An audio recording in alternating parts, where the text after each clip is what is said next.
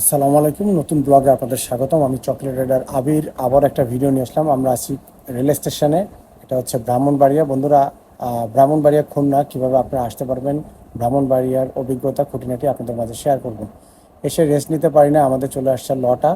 এটা আমার শ্বশুরবাড়ি, আপনারা অনেকে জানেন, হয়তো জানেন না। তো এটা হচ্ছে আমার ওয়াইফের বড় বোনের মেয়ে। তো ও না থাকলে রুমটা আসলে ঠান্ডা থাকে।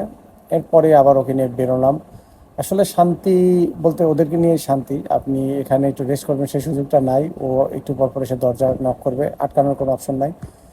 তো যাই হোক, এখন এখানে আমরা বেরোইছি। এটা হচ্ছে পার্ক, এটার নাম সম্ভবত আবিরি পার্ক। ব্রাহ্মণবাড়িয়া যারা আছেন তারা একটু নক করবেন। আর ব্রাহ্মণবাড়িয়া খুলনা থেকে আমি সরাসরি ট্রেনে আসছি। খুলনা থেকে ট্রেন আছে ব্রাহ্মণবাড়িয়া ঢাকা পর্যন্ত, ঢাকা কমলাপুর, কমলাপুর থেকে আবার সরাসরি ব্রাহ্মণবাড়িয়া স্টেশনে ট্রেন আসে। তো আমি সবটাই বলার চেষ্টা করব। এখানে দেখেন বৃষ্টি হচ্ছে। ব্রাহ্মণবাড়িয়ার মানুষ অনেক রাগী, আবার অনেক আন্তরিক। এটা না মিললে আপনার বুঝতে পারবেন না। তো এখানে আমরা আবার একটা দাওয়াত পেয়েছি। এটা হচ্ছে আহ, বিশ্ব রোড, ব্রাহ্মণবাড়িয়া বিশ্ব রোড। এই বিশ্ব রোডে থেকে যেতে হয় বড় আপুর বাসায়। তো আমরা একটা অটোর জন্য দাঁড়িয়ে আছি। আর ব্রাহ্মণবাড়িয়া হচ্ছে লোক প্রচুর। এটা তো বিভাগীয় শহর, আমার যতদূর জানা জেলা না। এখানে প্রচুর লোক ভিড় থাকে এবং অল্প জায়গায় অনেক মানুষ, এবং সবসময় একটা কোলাহল থাকে, এবং রাস্তাঘাটগুলো মোটামুটি কাজ চলতেছে, হয়তো ভালো হয়ে যাবে সামনে। এছাড়া সবই খুবই ভালো, আমার কাছে ভালো লাগছে।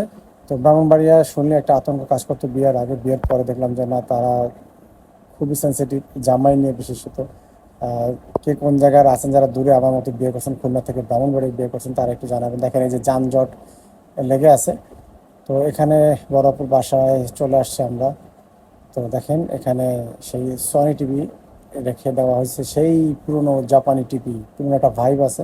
মূলত আমি ভিডিওগুলো অনেক ছোট করার চেষ্টা করতেছি, হয়তো অনেক জিনিস ডিটেলস আমরা বলতেছি না। সামনে টোটালি রিয়েল ভয়েস দিয়ে যখন ভিডিও আনবো তখন আমি ডিটেলসে আনবো, কারণ এগুলো আমি একটা স্মৃতি হিসেবে রাখতে চাচ্ছি আমার চ্যানেলে।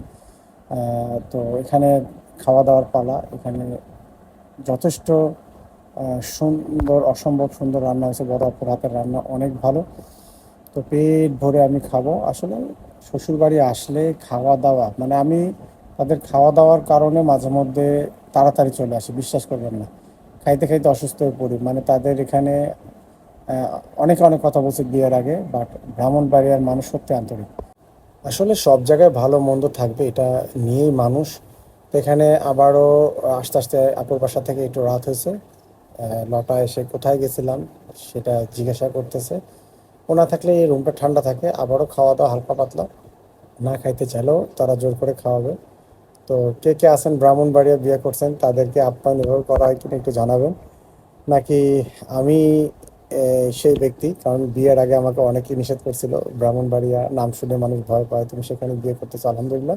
তো এখানে আমি আসলে বেশি দিন থাকতে পারি না, যাওয়ার জন্য প্রিপারেশন নিতে হয়, কারণ আমি একটা কাজে থাকি, আপনারা জানেন, অনেকে জানেন না।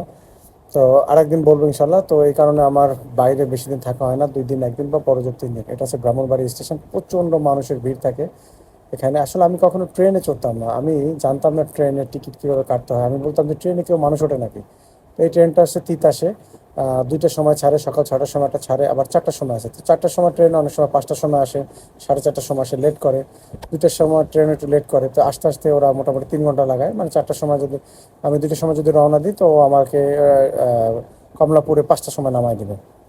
তো 5, 6, 7, 8টার সময় আবার আমাদের ট্রেন। আমি একটু আগে আগেই উঠি, কারণ হচ্ছে এরকম হয়েছে যে আমি 4টার সময় ট্রেনে উঠছি, এবং সেই ট্রেন ব্রাহ্মণবাড়িয়া থেকে 5টার সময় ছাড়ছে বা 4:30টার সময় ছাড়ছে। এবং মাঝপথে আস্তে আস্তে সে এতটাই লেট করছে যে আমি সে নেমেই দেখলাম যে আমাদের 8টার সময় যে ট্রেন আছে জাহানাবাদ, যেটা ঢাকা থেকে, ঢাকা কমলাপুর থেকে ছেড়ে খুলনার উদ্দেশ্যে যায়, সেই ট্রেন আমি 2বার ফেল করছি, এবং আমার টিকিটের টাকা মাইর গেছে। যার কারণে এখন আমি 2টার সময় ট্রেনে টিকিট কাটি।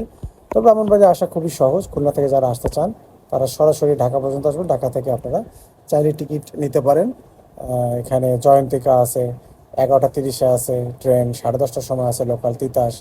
আপনার এখান থেকে দেখা গেল যে আপনি ব্রাহ্মণবাড়ি স্টেশন নামতে পারবেন, সিলেটের ট্রেন আর কি এগুলো। তো এখন বসে আছি আমি। দেখেন আজকের আমার কি কপাল, যে আজকের আর সেই ট্রেন নাই। অলরেডি 8টা+ বেজে গেছে, অলরেডি 9টা বাজে। তো এখন পর্যন্ত ট্রেনের কোনো হদিস নাই। অবশেষে 9টা 30-এর দিকে এই ট্রেনটা আসছে, যেখানে আমি ভয়তে আগে আগে টিকিট কাটে বসে আছে এখানে, মাসার কামড় খাইতে খাইতে অবস্থা খারাপ হয়ে যে ট্রেন দেখেন চলে আসছে এবং এটা ধোয়া হচ্ছে। অবশেষে আমি ট্রেনে উঠছি। আর এখন বাজে কয়টা আমি আপনাদেরকে দেখাই। দেখেন এই যে এখন বাজে 9টা প্রায় 38-40-এর কাছাকাছি। তো এই কমলাপুর স্টেশন আমরা টিভিতে দেখতাম, ভিডিওতে দেখতাম, মুভিতে দেখতাম। এখন এই কমলাপুর স্টেশনে প্রথম দিন এসে আমি হারাই গেছি।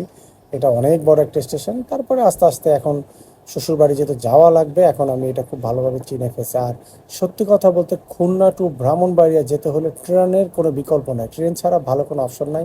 রাস্তায় প্রচুর জ্যাম থাকে, গাড়ি নিয়ে আসতে পারবেন না, বাইক নিয়ে আসতে গেলেও প্রচুর দূর হয়ে যাবে। মানে ট্রেন ছাড়া কোনো বিকল্প নাই। লাস্টে আমাকে রাত 2টার সময় দেখেন ট্রেন নামাই দিছে খুলনাতে। সবাই ভালো থাকবেন, আল্লাহ হাফেজ।